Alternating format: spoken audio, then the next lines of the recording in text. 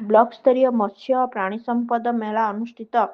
ରାୟଗଡ଼ା ଜିଲ୍ଲା ଗୁଡ୍ଡାରୀ ବ୍ଲକ ମତ୍ସ୍ୟ ପ୍ରାଣୀ ସମ୍ପଦ ବିଭାଗ ପକ୍ଷରୁ ଗୁଡ୍ଡାରୀ ଏନ୍ଆଇସି କଲ୍ୟାଣ ମଣ୍ଡପଠାରେ ଗ୍ରାମାଞ୍ଚଳରେ କୃଷି ଓ କୃଷକଙ୍କର ବିକାଶ ଏବଂ ସେମାନଙ୍କ ଆୟକୁ ଦ୍ୱିଗୁଣିତ କରିବା ଉଦ୍ଦେଶ୍ୟରେ ମଙ୍ଗଳବାର ଦିନ ବ୍ଲକ ସ୍ତରୀୟ ମତ୍ସ୍ୟ ଓ ପ୍ରାଣୀ ସମ୍ପଦ ମେଳା ଅନୁଷ୍ଠିତ ହୋଇଯାଇଛି।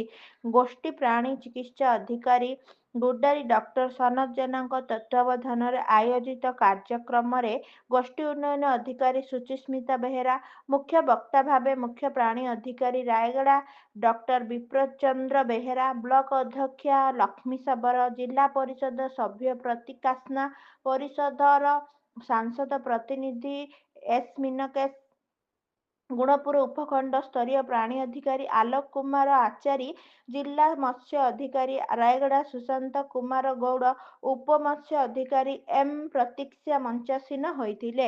ଏହି କାର୍ଯ୍ୟକ୍ରମରେ 9ଗୋଟି ଗ୍ରାମ ପଞ୍ଚାୟତ ସରପଞ୍ଚ ଉପସ୍ଥିତ ଥିଲେ।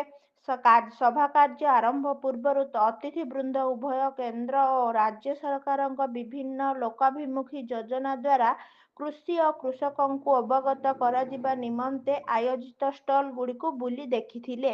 ଏହାପରେ ମୁଖ୍ୟମନ୍ତ୍ରୀ କାମଧେନୁ ଯୋଜନାରେ ଗୋପାଳନ, ମଇଁଷି, ଗାଈ, ବାଛୁରୀ, କୃଷି ଉଦ୍ୟୋଗ ଯୋଜନାର ହିତାଧିକାରୀଙ୍କୁ ଅତିରିକ୍ତ ରିହାତି, ପ୍ରାଣୀ ସମ୍ପଦ ସମୃଦ୍ଧି ଯୋଜନାରେ କୁକୁଡ଼ା ପାଳନ, ଛେଳି, ମେଣ୍ଢା ପାଳନ, ମୁଖ୍ୟମନ୍ତ୍ରୀ ପ୍ରାଣୀ କଲ୍ୟାଣ ଯୋଜନାରେ ନୂତନ ଗୋଶାଳା ପାଇଁ ସହାୟତା ସମେତ ମତ୍ସ୍ୟଜୀବ ବିଷୟରେ ଅତିଥିମାନେ କହିଥିଲେ।